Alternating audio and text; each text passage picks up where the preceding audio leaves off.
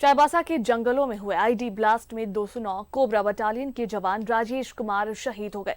राजेश छत्तीसगढ़ के रहने वाले हैं।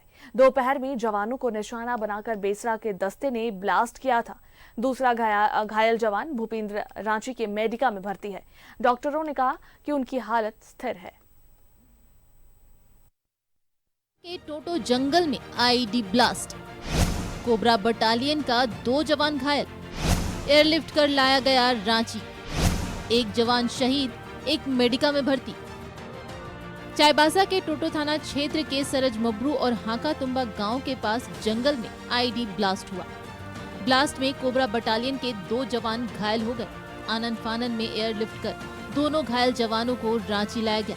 रांची के मेडिका अस्पताल में इलाज के दौरान जवान जीडी राजेश कुमार की मौत हो गई, जबकि भूपेंद्र कुमार का इलाज चल रहा है।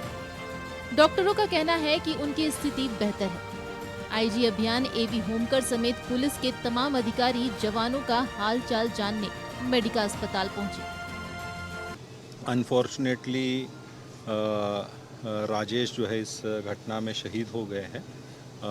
जो दूसरे हमारे पदाधिकारी है वो स्टेबल है और उन्हें कुछ माइनर इंजरीज आई है, स्प्लिंटर इंजरीज आई है, तो उनका इलाज अभी चल रहा है और डॉक्टरों की निगरानी में जो है जो आगे की प्रक्रिया है वो सारी की जा रही है। कोई भी रहते हैं तो स्ट्रेस तो होता ही है, बट इमरजेंसी से जब से आए तब से हम लोगों ने पूरा केयर किया और अभी रिस्पॉन्स है ठीक है। जीसीएस हम लोग बोलते हैं वो स्टेबल है, ठीक है, नॉर्मल है, बट इंटरनल जो इम्पैक्ट्स है उसको तो ऑब्जर्वेशन। चोट कहाँ पे लगी? चोट लेफ्ट हैंड में लगा है और क्योंकि ब्लास्ट का जो इफेक्ट होता है इंटरनल भी हो सकता है चेस्ट में, और क्योंकि जो फेलो जो है उनको भी काफ़ी चोटें आई हैं, तो उसको देखते हुए हम लोग इनको ऑब्जर्वेशन में रखना जरूरी है। सर्च ऑपरेशन के दौरान जवानों को मिल रही सफलता से नक्सली घबरा गए थे। जवानों के मनोबल को गिराने के लिए मिस्र बेसरा के दस्ते ने आईडी ब्लास्ट किए। इस ब्लास्ट में 1 जवान शहीद हो गए, लेकिन जवानों के हौसले बुलंद हैं। ब्लास्ट के बाद इलाके में और मुस्तैदी के साथ ऑपरेशन को चलाया जा रहा है।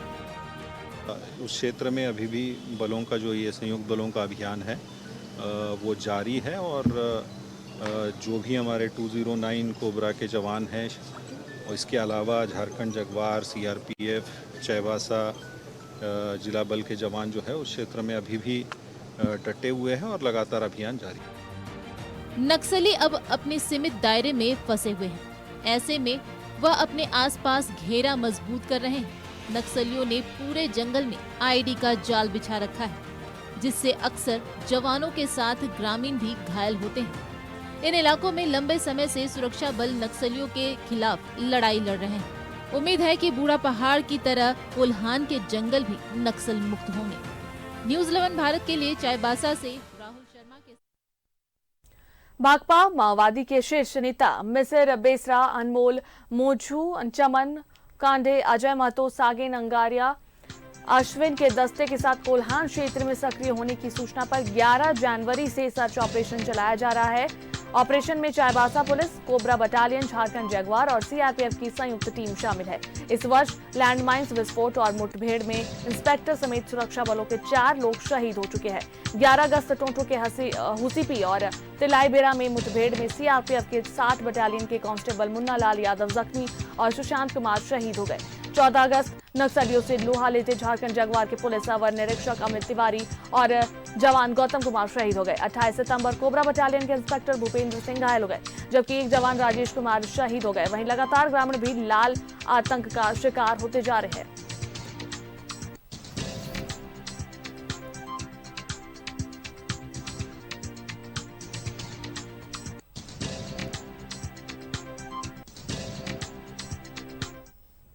इस पर अधिक बातचीत के लिए लाइव चैट पर मनोज हमारे साथ जुड़े, हमारे संवाददाता।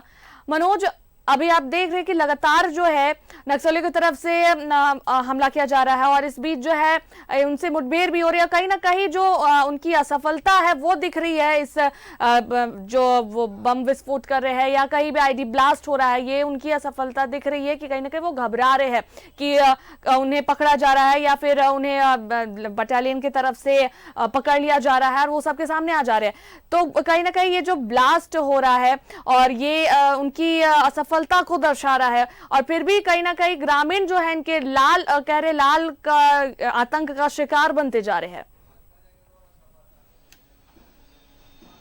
देखिए, निश्चित तौर पर आज से 2012-13 की बात करें, 2012-13 में पूरा नक्सलवाद पूरे झारखंड का अपने आगोश में लिया था और सबसे ज्यादा अगर नक्सलवाद अगर नक्सली था तो था सारंडा जंगल। सारंडा जंगल को नक्सली जो है एक सेफ जोन मानते हैं क्योंकि 3 राज्य का भूभाग है ये और 3 राज्य जो है ये सारंडा जंगल में पड़ता है। तो नक्सली ये सोचते हैं कि जब झारखंड पुलिस अभियान चलाती है तो ये उड़ीसा में छिप जाते हैं या ये छत्तीसगढ़ का जो सीमावर्ती इलाका है वहां चले जाते हैं।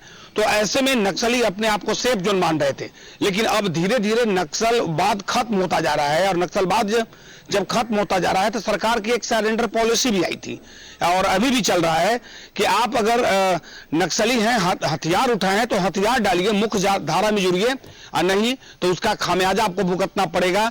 या तो आप हथियार डालिए, नहीं तो हथियार से आप पर वार किया जाएगा।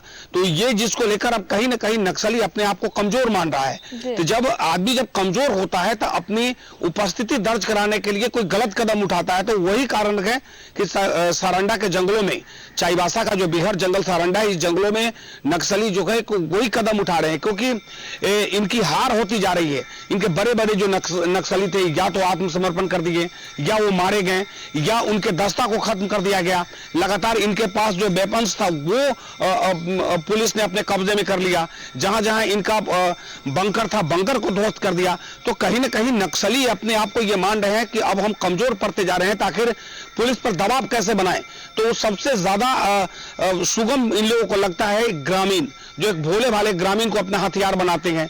आप एक फरमान जारी करते हैं और उसकी हत्या कर दी जाती है।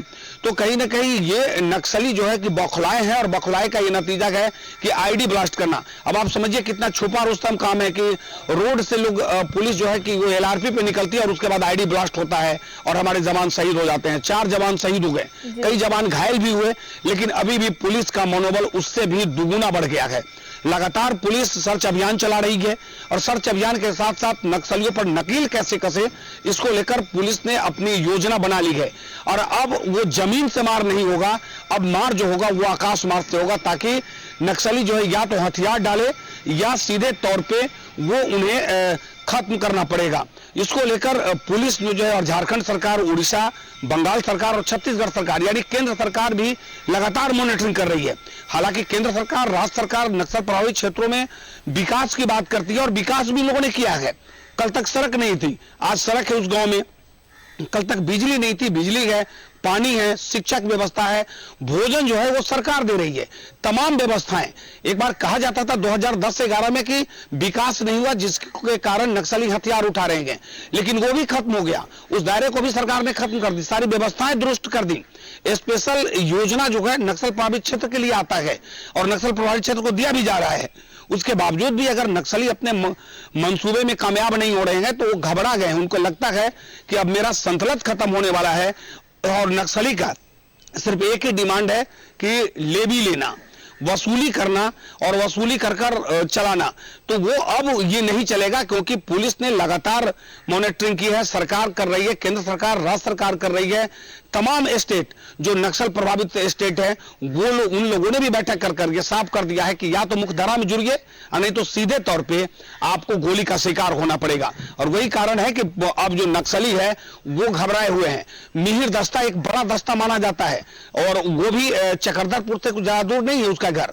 चकरदरपुर से मतलब 10 किलोमीटर की दूरी पर एक जंगल है, जंगल के पहाड़ में ये लोग रहते थे। जिस गांव का रहने वाला है उस गांव के लोग भी अब मुख्यधारा में तो लोग पहले भी आ चुके हैं, लेकिन वो लोग भी चाहते हैं कि मिहिर जो है कि आत्मसमर्पण करे और नहीं तो उसके खिलाफ पुलिस जो अभियान चला रही है वो निश्चित तौर पर ये अभियान जो है वो काबिल तारीफ है। और पुलिस जो है कि अब नक्सलियों के माद तक पहुंच चुकी है और यही कारण है कि वो बौखला कर लगातार वो हमला कर रहे हैं। जी जी बिल्कुल, ये बौखलाहट ही है जो इस तरह के हमले बार बार हो रहे हैं, लेकिन फिर भी इससे झारखंड पुलिस का जो है मनोबल नहीं टूटेगा। बहुत बहुत धन्यवाद मनोज, तमाम जानकारियां साझा करने के लिए।